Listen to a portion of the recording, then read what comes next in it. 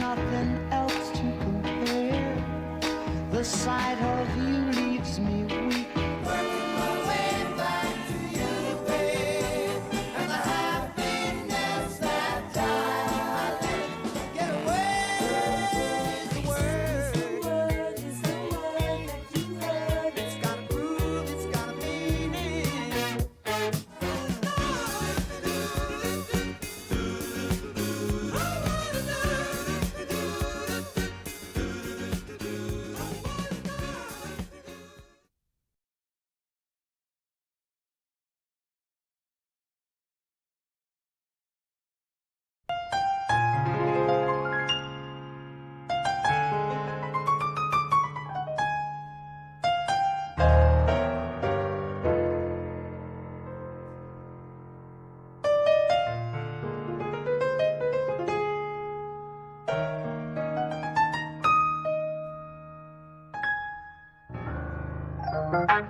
Reach out, oh,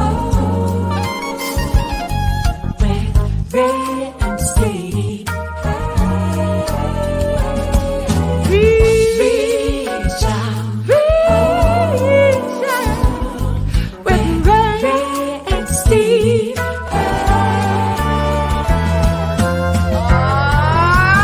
Take me out to the ball game. Take me out to the car.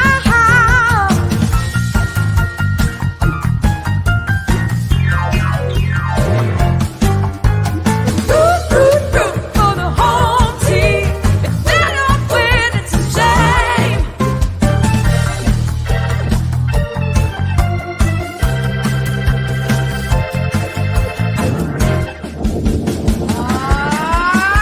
Play ball. Hi, everybody, and a very pleasant good evening to you wherever you may be. Welcome to Reach Out with Ray and Steve, the show where East meets West, the show where the Yankees meet the Dodgers, the show where baseball meets music, and we all come together for community. All right, everybody, get ready because here comes your host, the host with the most, Ray and Steve. Come on in, gentlemen. Yes! You Ray! forgot one thing, What's Robbie. that? What did he forget? The best team in baseball, Yankees, meet the Dodgers. That's what it is. Wow. Oh, hold it now. Have you seen these power rankings that they have every week? They do with the baseball player teams. Okay, but we're the Yankees are 16-7. Yeah, and but we've the won Yankees, 9 in the a Dodgers, the Dodgers are the number one power rankings in baseball. Yankees are second. Dodgers are first. row. Show me that, Robbie. I haven't No. seen that. I haven't seen that. Where'd Okay, you I'm see gonna that? send it to you. I'll All tell you right. what, Carmine, look that up. Power rankings, MLB. Whatever analytics you guys are using in music, Mr. Valley, Mr. Sadaka, all of you guys with these analytics, you can, we'll ask Tommy John what you can do with these Yeah, analytics later. I have Yankee a Tommy feeling, John. The Yankee Tommy John. Hey, isn't that cool? We're having one of the greatest Dodgers of all time. A Dodger who should be in the Hall of Fame is our guest today. Our special guest, our very special guest, and that guy's name is Tommy John. I am so excited. Yes. There's it. We're at 16-6, 9 wins in a row. Okay. And the Dodgers are 14-7. And the Mets, who had a no-hitter the other day, are 16-7 too. I mean, those are the power rankings right there. Yeah, that's not the power rankings. We have people who analyze this on a very sophisticated high level. You guys wouldn't understand that in the We're going to Bronx. ask Tommy John, Yankees or Dodgers. Let's see what he says later on. How's that? I have a feeling I know what he's going to say, and because he doesn't follow baseball much anymore. But that's another story. We'll have to ask him. But we started off with your boss's birthday. Can you believe that? Old. Unbelievable. 88 trips around the sun. Wow, I like that. I like how you Matter of phrased fact, that. I have my special here. How about this?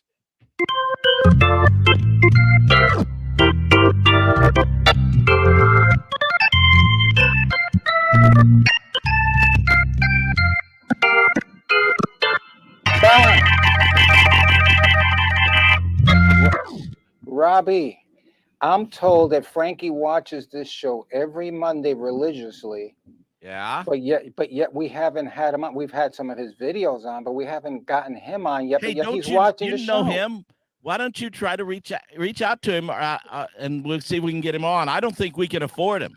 I listen. I want to be Frankie's friend for a long time, so I ain't asking him nothing. Amazing though. This guy, he's going to be 88 tomorrow. Wow. May 3rd, 88 years old. This guy is the most tenacious human being I've ever known in my life. He is driven, passionate about the music. Hey, you see, there we are. Well, but he is a Yankee fan too. That's As right. a matter of fact, do you remember that time down in Florida where you and your buddy, your buddy Eris and your Yankee friends, gave him an honorary jersey, right? Yes, we made him an honorary Yankee. There we go. There it is. Look at that. And we gave him Joe DiMaggio. We gave him Joe DiMaggio's jersey. Amazing. Okay? That was we took it out of the Yankee closet to give him. Oh, anyway, I shouldn't even be saying that. Tommy's going to tell our ownership this. Yeah. Then I'll be working for Tommy. You know, Yeah. but oh my God, yeah, no, he was so happy about that. It was just a wonderful, wonderful time.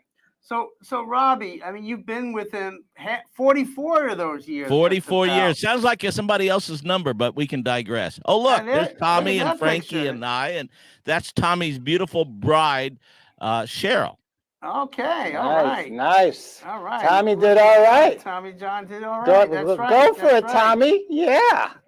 Yeah. So Robbie, you were just at Mohegan Sun for PBS. How'd that go? Because I know you're going to be at Radio City next week as well. Yeah, here we are coming. Well, Saturday night, we're at Radio City. That's in New York City, isn't it? Yeah, I think somewhere so. around there. I think so, yeah. Somewhere You know, around and there. it's so cool to play at Radio City. We just love playing there. Actually, I think we have some pictures. You see, that's us the last time we played Radio City, which was right before the pandemic. We were supposed to play during the pandemic, but then, of course, it got postponed. And that's Frankie and I going over. That's the scorecard. You can't tell the players without a scorecard. What 22 songs you're going to do that night? Exactly. And he has so many hits that we can't even do all the hits in one show. This guy. No. Oh, and I should say this about him being 88. He shows no sign of slowing down, no sign of aging. He's got the fountain of youth. It's amazing. How hard is it to work for Frankie Valli? Come on, tell it to us. Okay, you want to know the real dirt now? Yes. There we go. We'll write this down. Oh, yeah. Now, hold Robbie. it. Dear Frankie. Well, I'll tell you what. If you don't have your act together, it's super hard. You got to have your act together. I think it's probably the same as working for Billy Martin, working for George Steinbrenner, because you better have. If you know what you're doing, then from there he is a perfectionist. He demands perfection, and that's why he is got more hit records than almost anybody in the music business. Is that why you wake up 3 o'clock in the morning every day? I do get up in the morning early, and I'll tell you one reason why it's worked with he and I, because we are both in it for the same reason. We're in it for the music. He loves the music. He lives for the music. I love the music. I live for the music, and the music's got to be right. Just like a baseball player who's got that passion for baseball, and how some baseball players, we can talk about it later, who last for 26 years in the big leagues. Not only one other pitcher has ever pitched longer than Tommy John, by the way. Hey, and understand this. See, I worked for a guy like that, okay? Yes, for you George did. Steinbrenner. So I never ask Robbie, can you ask Frankie this? Have I ever, Robbie? Nope. Okay. Because I know the scenario. And so you don't do that. And unless I ask Frankie myself for something, it ain't happening. You know what I'm saying? That's you and Frankie kissing. Oh, there you go. Now the secret's out. There's an exclusive right there. Yeah. It's just, hey, I love the man. I love him with you know that. And you know why I love him? One of the big reasons why I love Frankie Valli so much, Robbie? Why is that? You have no idea, do you? Well, I have some ideas, but go ahead. Tell the audience, tell the world. I'm going to tell the world right now, because he introduced me to Robby Robinson. Oh, wow. There we go. Okay. That's one of the great reasons. What my biggest reason for loving Frankie is because he introduced me to the man who's one of my top 3 best friends in the whole wide world, and I'm Yeah. so eternally grateful. No Well, question. the feeling is mutual, my brother. No question about it. And you and Mhm. I, and what you said was very profound. I get, you can imagine how many requests I get because to get to Frankie Valley. Can you do Mhm. this for Frank? Can you say this to Frankie? Can you Mhm. ask Frankie this? Mhm. I can't go there because if I started opening that box, Yeah. everybody would want that because I have a close relationship with Frankie, and that's not right to do because so I don't. And you know what? You had to do the same thing with George. Absolutely. And here's the other thing that people do not understand, okay? And I'm offended by this. And that is, think about the fact that Frankie Valli's coming to New York on Saturday. So Yeah, what does that mean? When he's in Florida, I can say to Frankie or to Robbie, I need this or I need that. But when they're in New York, I don't say anything about tickets or anything like that because Frankie is a Jersey boy. So what does that mean? He's got all of his yeah, family, all of his friends who haven't seen him in a year maybe, and they need tickets. And their yeah, friends need tickets. And the guys that he grew up with who are still with us need tickets. And their family need tickets. And, everybody thinks that right away, oh, yeah, I'm going in. Robbie's going to hook me up. Man, it doesn't yeah. work like that. No, it doesn't. So, Robbie, I got a question too. I mean, Yeah. after the pandemic, it must be great performing in front of live audiences, sold out crowds. And that's what I love about it. You can see And by Frankie's the way, that energy. picture, not to interrupt you, Steve, but that's Radio City too, isn't it? Yeah, there we go. I think you're doing a little leg kick there. I wanted to be a rockette when I was a kid, but it didn't work out.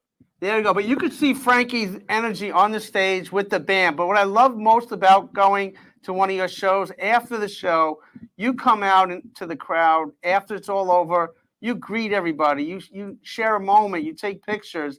That means so much to the Yes, it people does. in there. Yes, it What does does. that mean to you? Why do you do that each and every show?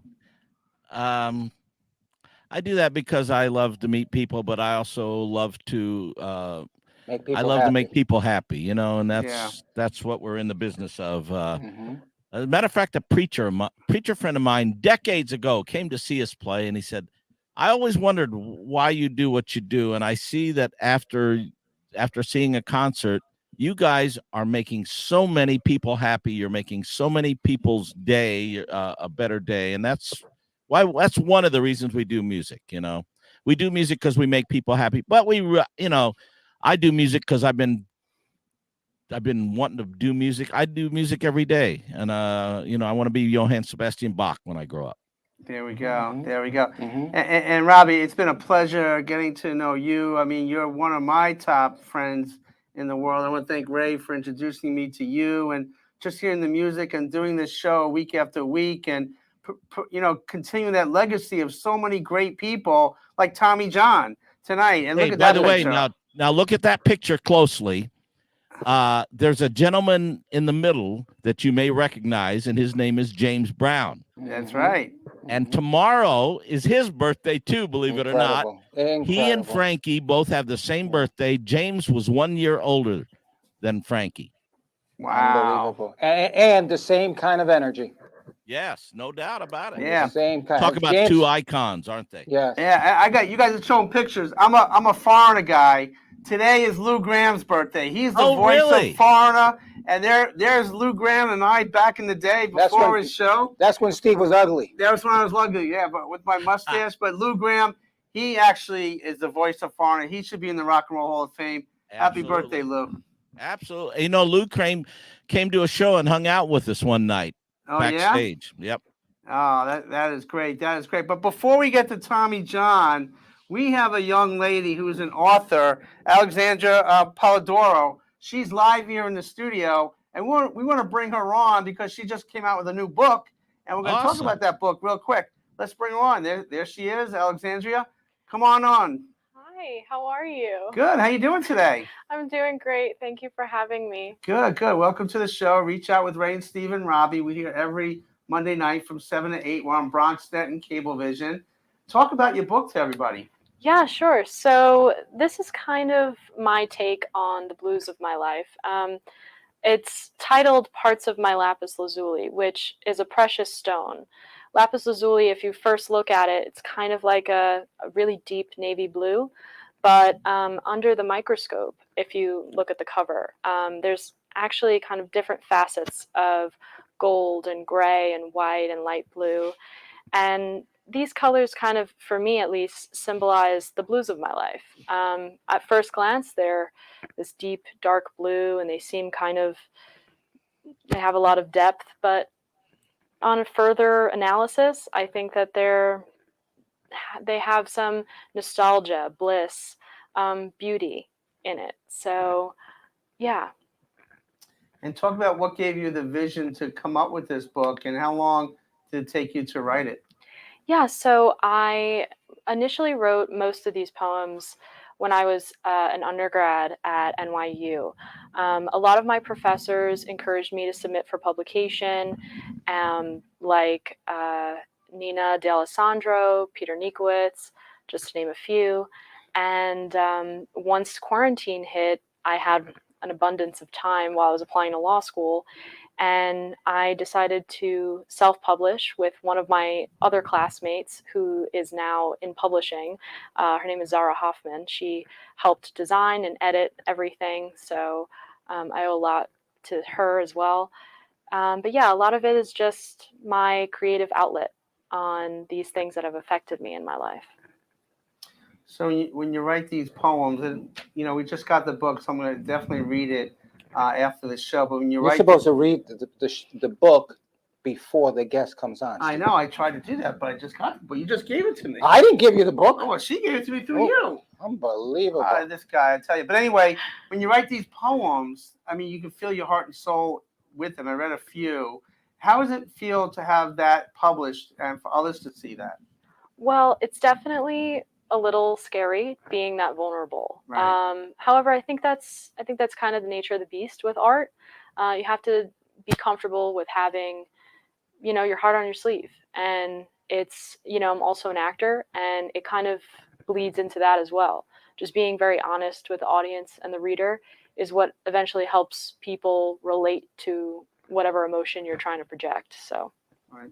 And for your target audience, where do you see the book going, or have you done book signings and presentations? Yeah, definitely. I look forward to doing my book signing at my high school, Our Lady of Mercy Academy in Syosset, New York. I grew a lot there, at least in writing wise. One of my professors, Miss Sweeney, or Deirdre Reedy, these people have really impacted my creativity as a young lady, and growing up into a woman. So that had a lot of impact. You could definitely see it here in my writing. Yeah, so I see this being the book that I wish I could have read, perhaps at 15, and I hope that it can serve girls that age as well. You want to be an attorney or you want to be an actor? Well, which one's going to be? Don't make me choose. If you had to choose right now, and I'm Stop Francis it. Ford Coppola, what are you doing? Don't tell my law professors, but you know what I choose. Mm-hmm. Okay. Now, Alexandra is friends, believe it or not, with my son, who's a police officer in Suffolk County, who's a sergeant now, John Eric Negron. And so, in essence, I almost had to make sure to promote this book for her, or else my son may arrest me or something. So, Wow. yeah. Okay. Well, he's doing a good job. You're on the show here, but some people, some of these poems that really speak from the heart. What advice would you give young women or young boys that want to write a book or reach out and do the things that they need to do, but maybe a little nervous about taking that first step? Absolutely. I think, I knew that the time was right. I think there comes a time where you're writing and you're not quite sure. You're constantly editing, and sometimes it takes a more experienced individual to tell you, hey, I think you got something here. And that comes from honestly reaching out, and you might be afraid to reach out to people who are a bit more experienced. Like in my case, at least, it was my professors at NYU who are very successful and published and whatnot. But, going up to them and asking them about their experiences helped me realize that, I'm kind of the master of my fate. And so when I take charge of my actions, it'll follow through. So I'm actually in touch with one of my high school alum who's also interested in writing a book, Gabriella Fosso. And I was speaking with her and, just talking to her about her writing and, editing and, these peer reviews, they really do help. And so, yeah, I hope that people find it easier to go to other people for advice. And I think that's a huge help. I'm a psychologist, and sometimes we ask people to journal and to get their feelings down on paper. Did you feel this therapeutic in the effort that you did for the book? Absolutely. I mean, I've kept a diary ever since I was in first grade. So I have quite literally a library of my life in my house. And this is just, 0.025% of my life in words that I think is somehow universal. Even though they're quite personal to me, I just think that they breathe a similar experience to what everyone else has as well. Well, I'm going to give you the same advice that George Steinbrenner gave me when I did my first book. Come right back with another one so you could show that the first one wasn't a fluke. Remember that. Yes, sir. Okay. So where do you see yourself in the next year or so? What's some of your goals? Goals? Definitely to make it through my 2L year, my second year of law school. Okay. I'd like to make it through and do well. I'm the vice president of entertainment law, the Sports Entertainment Law Society at my law school. So definitely expanding that. I'd also really like to be a part of a bigger project, acting wise. So far, I've done some background roles for nice projects like Marvelous Mrs. Maisel or Let the Right One In, which is a Showtime television show. But I'd like to, have a speaking role or something a little bit more featured. That's definitely on my radar. Wow. All right. How can people get a hold of your book? So you can purchase my book on Barnes & Noble and Amazon or my website, www.alexandrapolidoro.com. Wow. Thank you for dropping in here. We'll have to get you back on one of our other shows as well. Yes, thank you for having me. Thank you. Good luck to you. Well, Robby, I know we took a little detour there, but she's a fine young lady who's got a great book, wants to get it out there. Couple of the things I thought that were very profound of what I garnered from her, and one was sometimes coming out of your comfort zone to reach out for what you want to do in life. And I appreciate that with her. And I think that's what you have to do with music. You have to do anything you want to pursue. Life is short. And so I encourage everybody who's listening, it's so important to pursue your passion. Do what you want to do. I grew up in this little farm town, Litchfield, Illinois. I mean, but I had this desire to pursue music, and so I was able to branch out from that little start.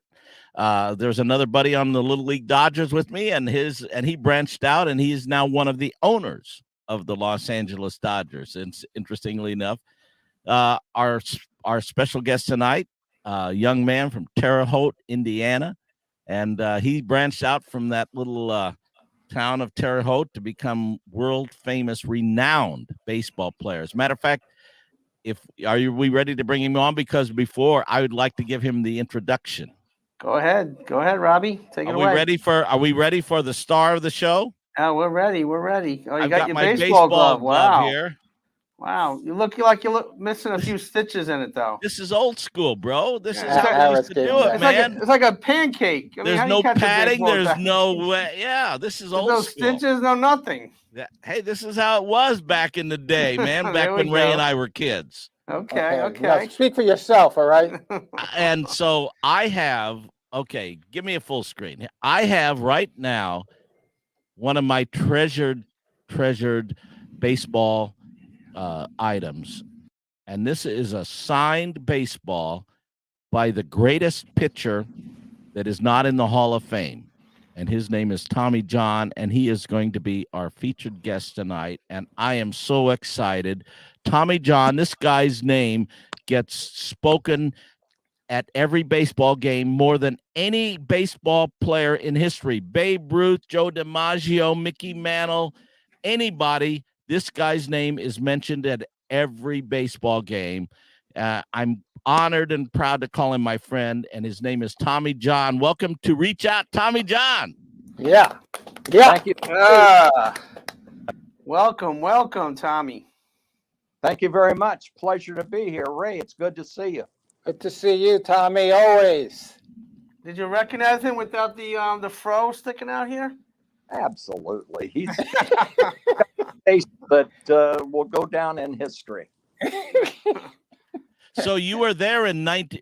Well, you Tommy was there in 1977 and 78. Yes. When Ray was in the dugout. Mhm. Yeah. I was with the Dodgers. That's what I Right. meant. You were there. I was watching too. Yeah. And then you also there in 1981. Well, Tommy John was first. I think of him as a Dodger, Of course he would. of course, Listen, but he did spend 8 very great years with the Yankees too. And Robbie, let me just say this about Tommy John. The first curse word ever out of his mouth happened in 1981, and I was standing right next to him when that bad word came out of his mouth. Okay, after being taken out of the game by Bob Lemon. Hey, Tommy, what do you recall about that game when you got taken out? Because I loved it when they took you out. We were winning 1-0. Uh-huh. Top of the fourth inning, I gave up 1 run. Score's tied 1-1. Bottom of the fourth. Right. I come in and I'm going to hit that inning. And I'm getting ready, and Lim comes by and he said, I'm going to hit for you, Mercer. Go in and I looked at Bob. I said, what? He said, I'm going to hit for you. Got to be kidding. It's the bottom of the fourth inning. Now, when I started to think about it later, I don't have a problem with that if you brought in Goose Gossage to pitch 2 or 3 innings. Because what you're saying is the bottom of the fourth is the bottom of the 7th or 8th. Right. Normally, and then after that, you go with Righetti. And Righetti, but they said, but he's going to start tomorrow night. Well, if you don't win today, there is no tomorrow night. Yeah, you were in the pivotal game of the World Series then, right? We were tied 3-3. No, you were down 3-2, I think. We lost that game, and we lost four games to 2. Right. But it's just, I don't know. And then I found out later from Doug Melvin, who was the eye in the sky for the Yankees. And he said, you know why they took you out? And I said, I have no idea. Because Steinbrenner told Lemon, get a lead early and then go to your bullpen and win it out of your bullpen. Huh. And I went, oh, okay. And that's what Lim, being the good soldier that he was, that's what he tried to do, tried to get a lead, keep a lead, and win it out of the bullpen. Well, we Dodger fans are thankful that you were out of that game because you were pitching great, and then we took off from there. The Dodgers took off from there, and we ultimately won that World Series against the Yankees. Finally got some revenge. Yeah. That's funny. So Tom, you played for the Indians, the White Sox, the Dodgers, the Yankees, the Angels, the A's.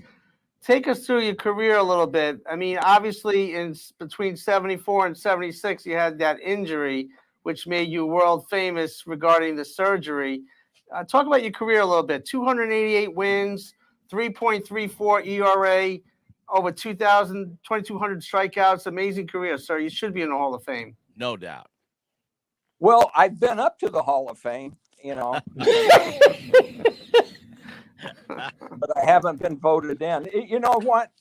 My dad said, Tom, no matter what you do in baseball, you will forever be Tommy John from Terre Haute, Indiana, and live up to it. And so my dad, I said, that makes sense, Pop. Okay. All right. I was from Terre Haute. I enjoyed playing baseball. And it's if I get in, I get in. If I don't, well, I don't. And I mean, it's not like they're going to take me down to the Rio Grande River and make me go across with the illegals that are coming in. Well, you know what? Bottom line is, everybody in baseball that I talk to says that you should be in the Hall of Fame. It's going to happen.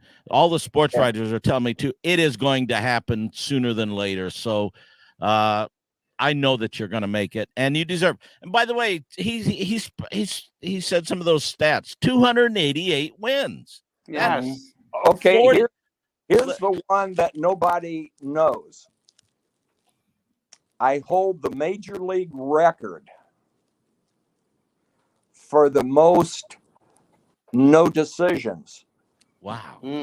188 no decisions. Wow. So if you think of that, I was 288 wins. If you take 25 wins, that's what is that? 210. Okay. Okay, 210, 215, 220. I mean 320. You're a shoe-in Hall of Fame. But Yeah. In fact, last year Jim Cott got voted. Right.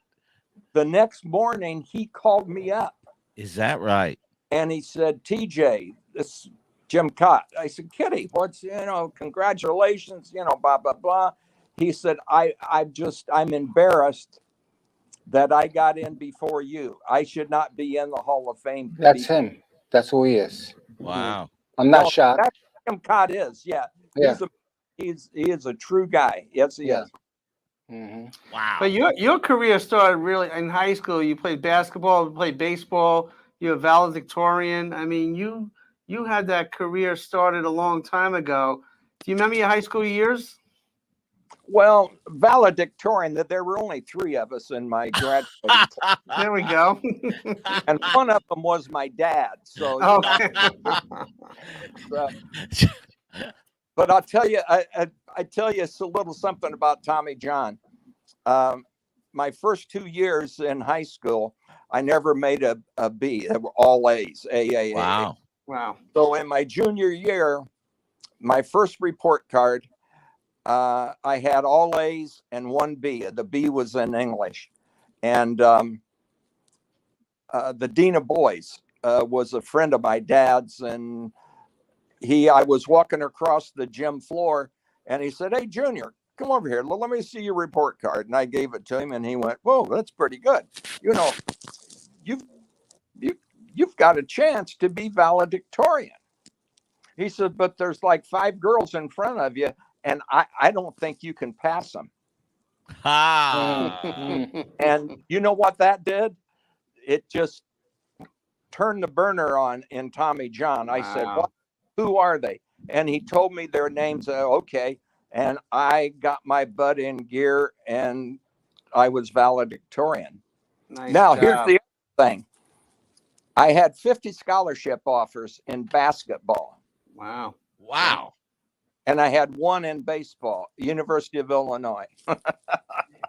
And had I stayed home and not signed and I'd gone to college, I would have gone to Illinois on a baseball scholarship and they were going to let me play basketball too. So I would have had a chance to play both in college. But, as it turned out, I signed with Cleveland about 10, 12 days after graduation. And the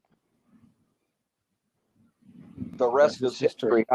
I was traded a lot. And the reason I was traded a lot, the teams found out I couldn't pitch. Wow. No. But Tommy, for the fans out there, who's some of your toughest hitters that you've faced over the years?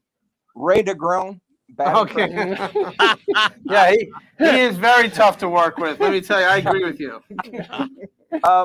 Well, the guy that hit me the best was a guy named Ned Yost, Okay. Sure. a catcher. He was 12 for 14 off of me, and I can't recall him getting a base hit off of me, but I couldn't make a good pitch to him, I guess.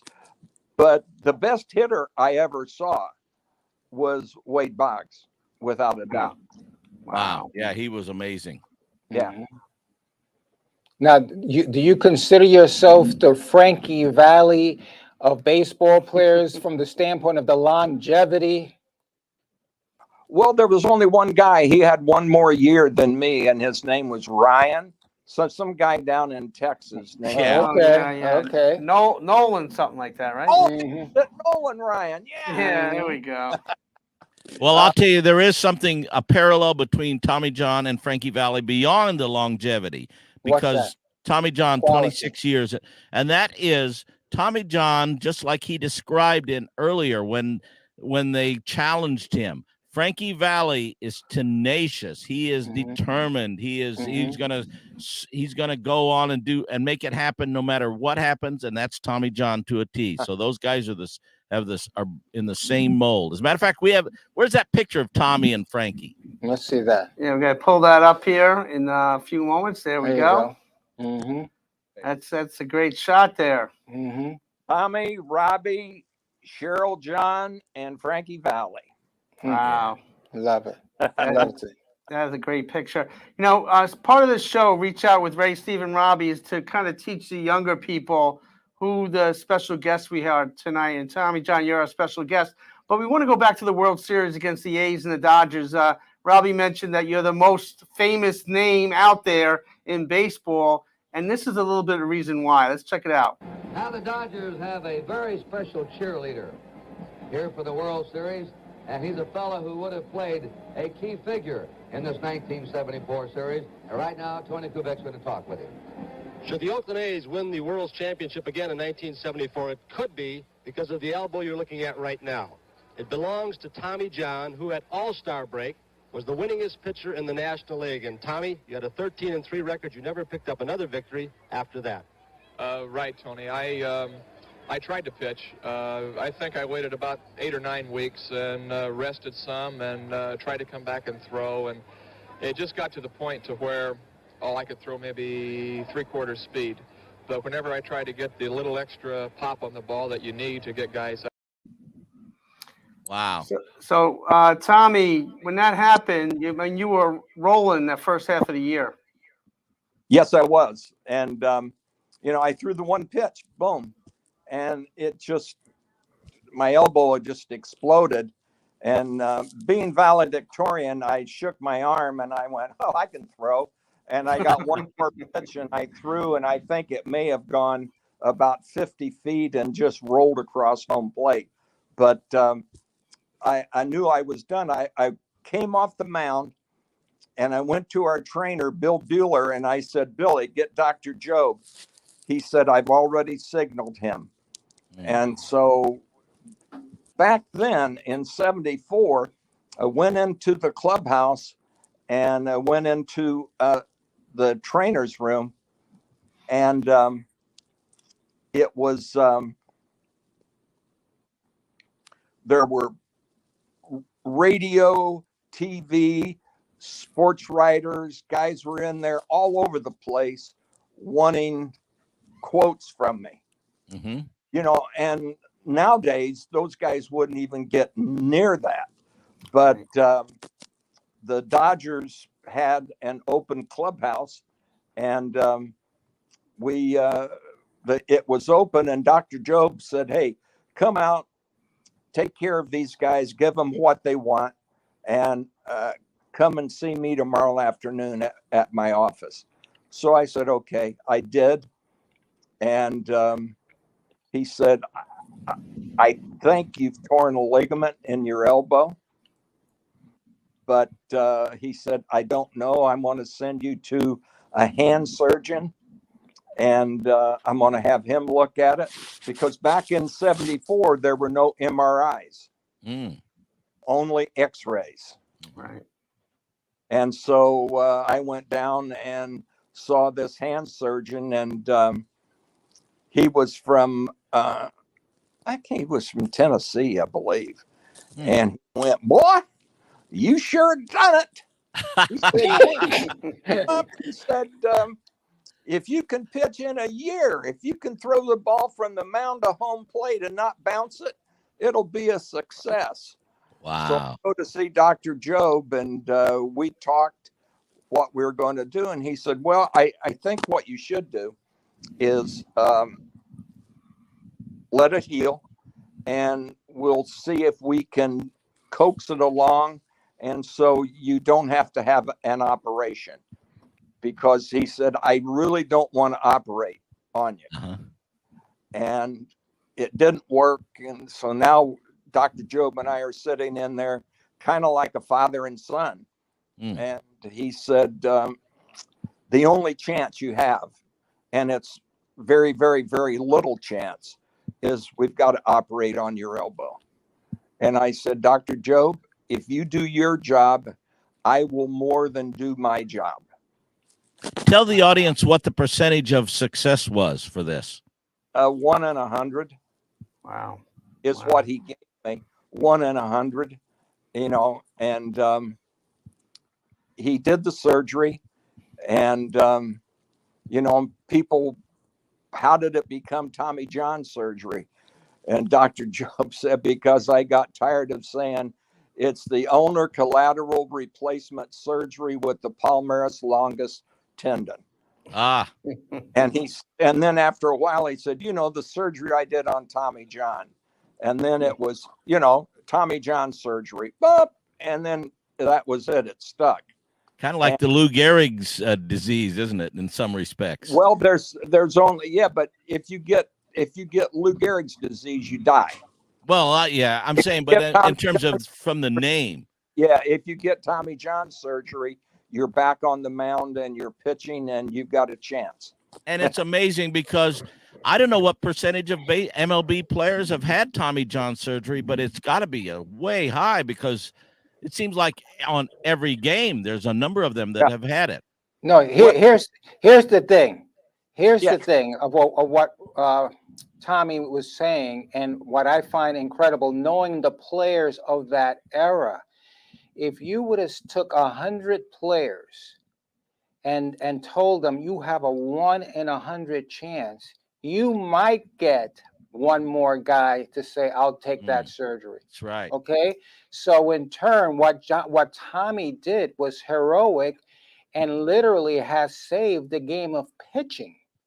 Okay. In turn, and I don't want to use a curse word, so I won't, but every freaking guy that takes that mound and gets Tommy John and comes back in a year throwing 5 miles harder than he did at his height should be sending a check to Mr. John for until his career is over.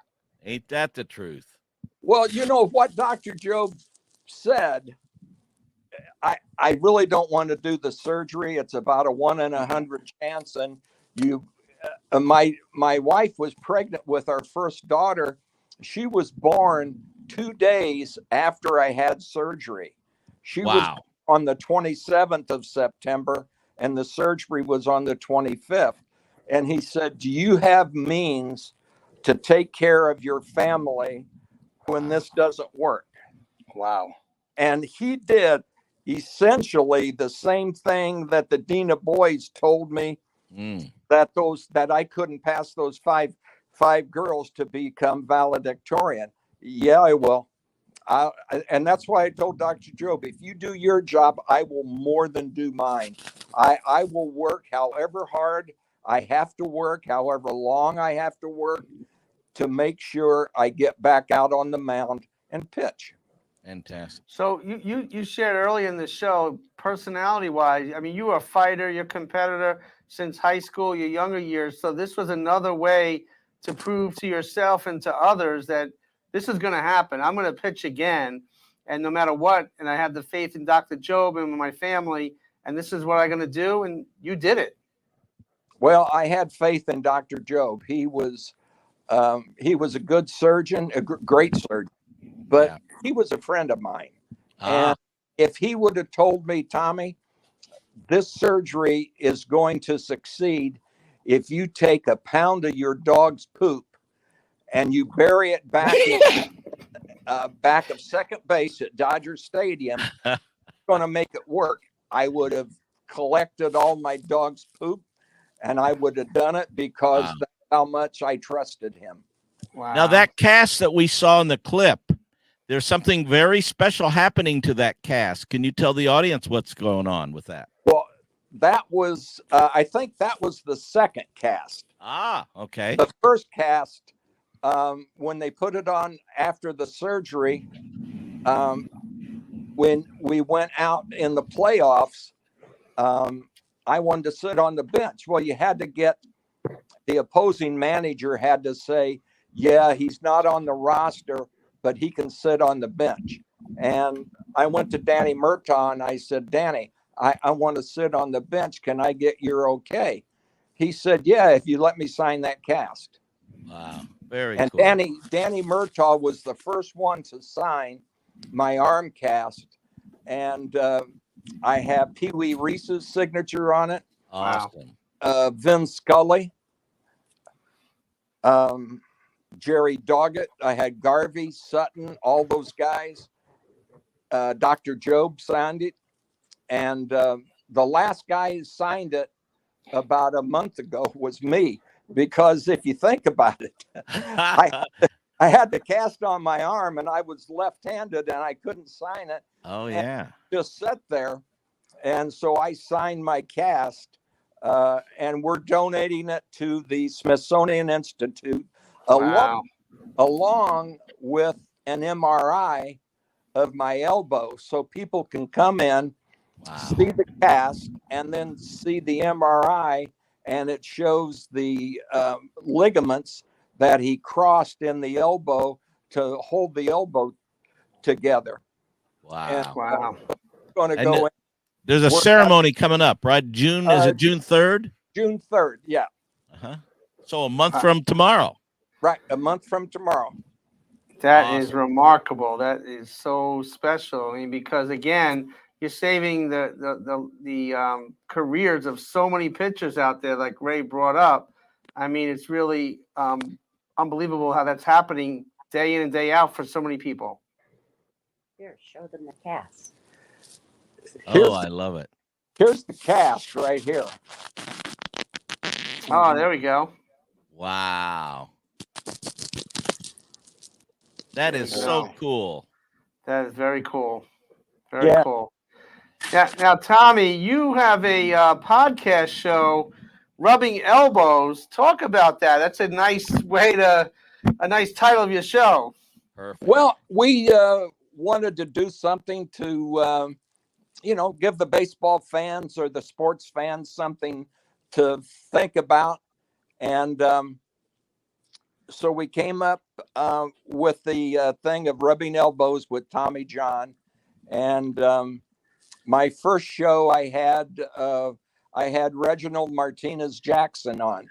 And we talked about... He used to play on the Yankees, didn't he? Yeah, son of a gun. No, he sang with Frankie Valli. Right. Well, before we go further, we have a little clip of that interview you did with Reggie. Let's check it out. Okay. Straight. We go to Yankee Stadium, and you hit the 3 home runs, one off Putin and one off Sosa. Was off Charlie Huff and Reggie. I can tell you, it's just I think that people forget what you brought to the game, and I know I don't. Reggie Jackson. Long drive right field. Goodbye. A big World Series for Reggie Jackson, despite all the palaver about his discontent with Billy Martin. Hold on. Okay. Wonderful. Reggie Jackson, that is a great interview. But if you want to see more of it, you're going to have to check out your show, right, Tommy? Yeah, they will. And then my second show I did was with Bucky Dent. And the third one we're going to do is with Goose Gossage. Wow. Nice. That'll be interesting. Yeah. And we're going to have Toby Keith is going to come on. Oh, wow. Do one and try and get my friend Vince Gill to do one with me. Okay. My son-in-law, Patrick Manley. Patrick was a long snapper with the Chicago Bears, and he was with them for 16 years. Wow. That's a long time in pro. That's a long time. Wow. Yes. Well, Tommy, we're just about out of time, and this has been such a joy and a blessing to have you on the show here. Thank you so very much, Robby. Great guest. Oh man, Tommy is again. We need a petition out there, and there is. I saw a Facebook group, Tommy John Hall of Fame. So everybody needs to go out there and let's get this guy in the Hall of Fame where he deserves. That's right. And Robby, let me say this: being a clubhouse guy, being one of the clubbies at that period, bat boy, whatever you want to call me, I'm just gonna say, Tommy John, Catfish Hunter, Louis Tiant. I mean, just beautiful, strong, wonderful people who you knew. Hey, just good guys, man. And Tommy, I'm grateful to have been your friend during that period, man. Thank you. Thank you very much, Ray. I appreciate it. And we can leave this show instead of doing Sherry. We'll do Robby. Wow. There we go. You know what? You sing that better than Ray. I've heard Ray Oh, sing yeah, that. definitely better than Ray. Hey, definitely better than Ray. No way. I will challenge Tommy John. Anything. Settle down. Shut it, baby. Shut it. All right. Tommy, thank you so very much. God bless you, sir. Ever tell you that. God bless you all. Bye-bye. The great Tommy John. Wow. Amazing, Robby. You're amazing. Oh, he's a class act, and he's a special guy. I told him earlier, he could gone on the road and done stand up. He's a funny cat. Easy. That's right. Well, you put a little video together for your boss, and I know it's his birthday coming up tomorrow. Yeah. And kind of segue us a little bit. Is this the Hang On video? I think so. Yes, it is. Yeah. So what happens is during the pandemic, after Frankie and me and every other musician and singer in the world got shut down from touring. By the way, everybody's back touring again. All the groups are out touring again. But when we got shut down, we had to do something. So we put together a song, one of those virtual Zoom type things where every musician sent in their parts and we put it together. And that's what this is. Let's hang on to what we got. Frankie Valli. And before we play that tonight, you have a special show here tonight on your show, Jam and Java, right? We're going to celebrate the birthday, 88 trips around the sun of Mr. 88 seasons around the sun, I guess I should say. Tomorrow, Frankie Valli, we're just going to celebrate tonight and party. All right. I'll make sure to send you my video clip of singing that song for you. We're gonna keep it. But you anyway, know what? Tommy John sang that so much better than you. No, way better. Let's Stop. take us home here with little Frankie Valli. All right. 1, 2, 3, 4.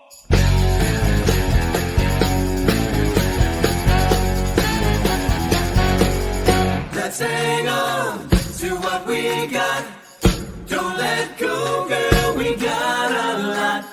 Got a lot of love between us. Hang on, hang on, hang on to what we got. Say you're gonna go and call it quits. Gonna chuck it all and break our love to bits. Break it out. I wish you never said it.